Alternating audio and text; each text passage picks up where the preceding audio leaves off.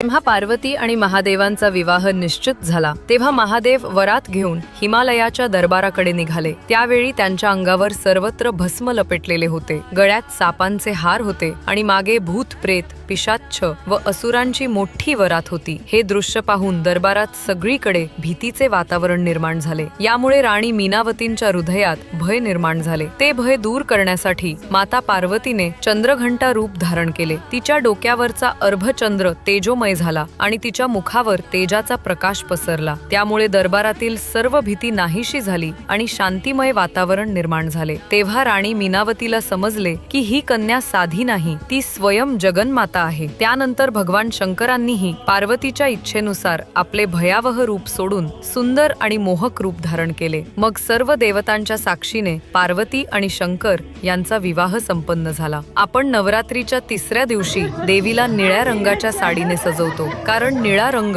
हा शांती आणि समृद्धीचे प्रतीक आहे। चंद्रघंटेची उपासना केल्याने नकारात्मक ऊर्जा दूर होते आणि मनात शांती व धैर्य निर्माण होते।